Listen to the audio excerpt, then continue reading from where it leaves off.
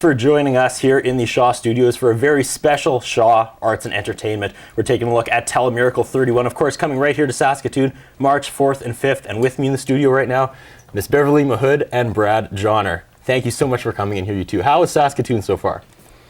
Well, Saskatoon's home for me, so it's always great to be here. When did you get here? I love Saskatoon. I got here at midnight last night, but I love being here. Such a great place. You live right outside of Saskatoon. I do live on the outskirts of Saskatoon. Yes. So I'd like to point out my question was technically accurate. We are talking about Telemiracle 31 this Saturday and Sunday. Mm-hmm. Right. No strangers to Telemiracle, you two. What is it that keeps bringing you back each year to help out with Telemiracle? Beverley? For me, it is definitely the people with Telemiracle and the people that were helping. It's the people of Saskatchewan. But for me, it's finding out when kids have been the recipients to the funds that are available there through Telemiracle.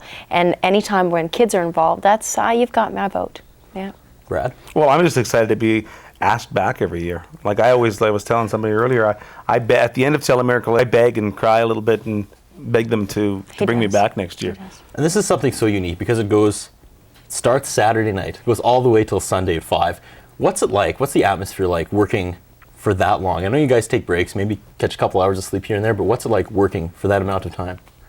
It's high energy from the minute it starts to when it ends. I mean, there's always something going on. You're always keeping each other, laughing about something. Yeah, we don't laugh a lot. No, sure. I always call it after it's a sore cheeks because you have sore cheeks after from laughing. Mm-hmm. And it is emotional too. Like when you see, where all the money is going towards, and the hard work that goes into it from the Kinsmen and Kinettes and the foundation in general, it's exciting.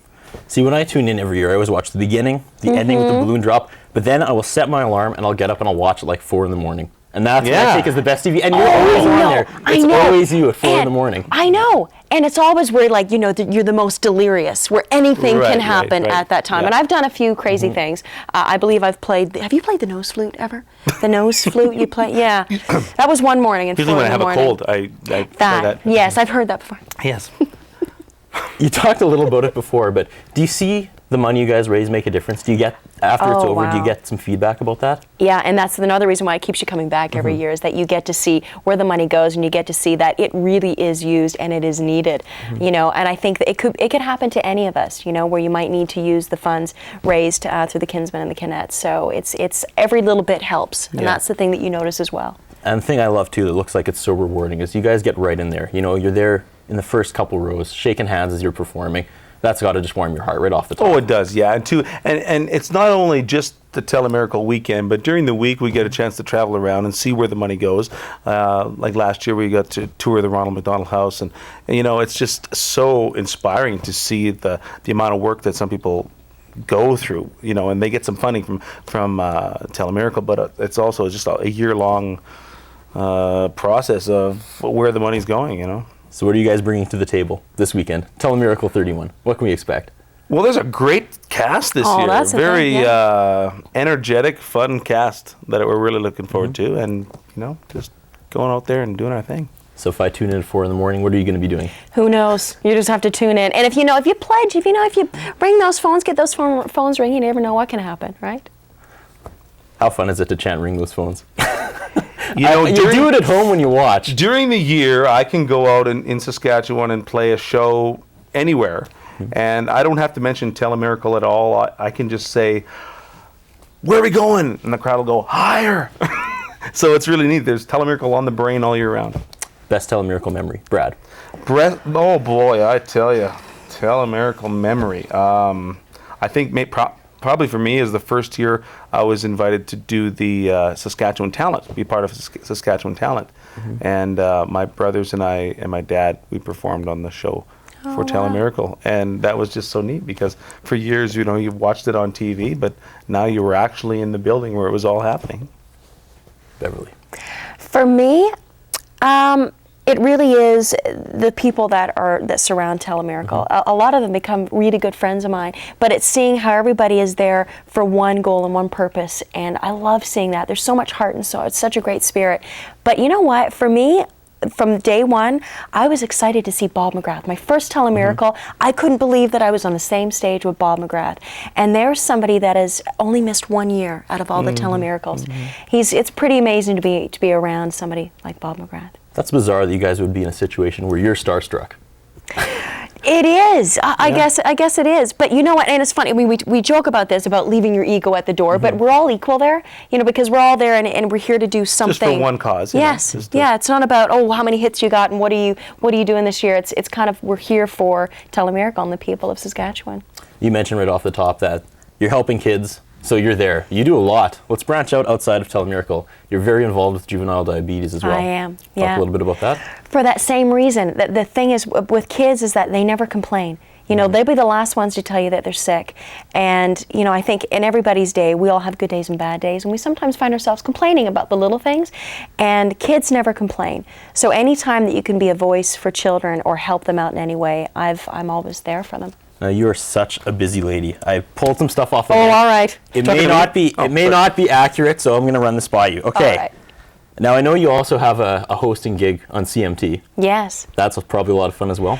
It really is. I do a show on Friday nights. They're called Ultimate, where we count down the ultimate of, any certain kind of, certain types of videos. But the show that I'm really excited about, which I've loved being a part of, is Project Mom and Project Dad. And actually the one that's going to be on Monday night is a lady from Saskatoon, and her name's Michelle, and she got to live the life of Faith Hill. And so that's been really exciting because, you get to show up at people's doors and they don't expect you to be there, and they get to be swept off and taken to Nashville or LA. And other than that, I'm working on the new record, and it's a busy year. It's funny you mentioned Faith Hill. I read a quote of yours. You do not want to be the next Shania Twain. No, because there's already a Shania Twain. I think, it's something that I've always said is that I like to live my dreams in color, and I like to kind of create my own path. I think it's amazing what she's done, but I think you have to do your own things in order to stand out and for people to say, well, that's Beverley Mahood's music. And it's a long path, but, I'm willing to take it. All right, true or false? You won the Ontario Open Country Singing Contest when you were 11. Yes, true. You've had the same producer, Rick Hutt, since you were 12. True. Your first gig was a show with Anne Murray. Very true. You paid your bills when you were first starting off by hosting karaoke nights. Oh, very true. Is there any false ones? Yeah. Did I lie on any of them? Yeah. You were one of 3 conjoined twins when you were born. That's false. That one is false? Yeah, I kind of looked at that. That one was not. Didn't come from a reliable source. And you've also been turning down major labels to stick with your own Spin Music Inc. Yes, I have done that. Yep, and you know what? I guess I was one of the first to say that I'm going to do it on my own. And sometimes it's good and sometimes it's bad. But I actually wanted to put out the music that I wanted to do. In order to do that, I stayed independent. So I think there's good sides and bad sides to that. Yeah. But it's the path that I chose. I'm honestly going to ask you another question in a minute, but you can continue your nap. I'm going to keep going with Beverley. You were a lead performer on the Vagina Monologues? Yes. Exciting? Very exciting. I think it was nervous for me. I think I'm still fairly young, so a lot of the content in the Vagina Monologues is quite out there. And there are certain ones that they want you to read, and some of the language, it was like, I don't think I can say this word. But you get fairly comfortable on how to do that. And everything's led up to the movie Chicks with Sticks. Yes. With Jason Priestley. That's right, and Margot Kidder. You want to explain what Chicks with Sticks is going to be about and how that project's coming along? Well, Chicks with Sticks is a movie out there that is about kind of the girl out of the ordinary, about girls that wanted to start their own hockey team but didn't have the funding, and people laughing at them in that town, saying, a bunch of girls playing hockey. I don't really think so. That's what the story's based on, and them raising money and starting off their hockey team. All right, Brad. Oh boy. We're back. It's been a busy year for you too. Several high-profile performances, including the Queen's Gala, Canada Summer Games, and a tour schedule from Victoria to Quebec City. Right, yeah. And the Regina Monologues, I was part of. Regina Monologues? Yeah. I didn't That's get next that. year. Sorry, that's next year. Didn't get that on here. Didn't get that? Okay, as busy as you have been, you may top this. You married your high school sweetheart, 5 boys. Yeah, we have 5 boys. I have 1 boy. Uh-huh. I cannot imagine 5 boys. I'm guessing 5 times harder. You're a fan of coffee? Yeah, we like coffee now. I never drank coffee till I was 35, and so now I think that's probably why, maybe. I mean, I joke about it, but you married your high school sweetheart, 5 boys. you're a pretty big role model. Well, I mean, I feel I'm very fortunate, and I've been able to, I have a very happy family life kind of thing, and as well as I can go out and make music and still be able to feed the kids, and I enjoy what I do and always have, and I think I hope when I'm older and grayer, I will be still doing this. That's fantastic, and I'm going to throw a quote at you. I'm not up for making mediocre music. Explain that. Well, I think like mediocre music is there's a market for it for sure, but I always want to strive for a little bit better than that, and music that's true to my own self. I mean, I'm not going to go out as a father of 5 and start singing, beer drinking, bar brawling music kind of thing. I'm going to sing songs about positive things about life. Another fascinating fact that I alluded to off the top when I kind of blew my first question, live right here in Saskatchewan, still right outside of Saskatoon. Why the decision to stay there? Well, Saskatchewan is the best place in the world, that's why. Okay. February 3rd, you were nominated for Favorite Country Artist at the Independent Music Awards. You've already won it twice. Right. Looking forward to the hat trick? Pretty confident? Well, we'll just cross our fingers, but that's always very exciting. Any awards, being nominated for any award still means that you're in the game. So that's an accomplishment for me. All right, what's up in the really brief horizon for you? For the next little while, I'm going to be recording a new CD. Hope to have that out by summertime, and just traveling a lot around right across the country, doing lots of shows. Beverley? For me? Yep. First single is out right now called Good to Be Alive, which is the title track from the TV show. It's a new video and album out by May. All right. Let's wrap this up. Telemiracle 31. Starts at 9 o'clock, Saturday night.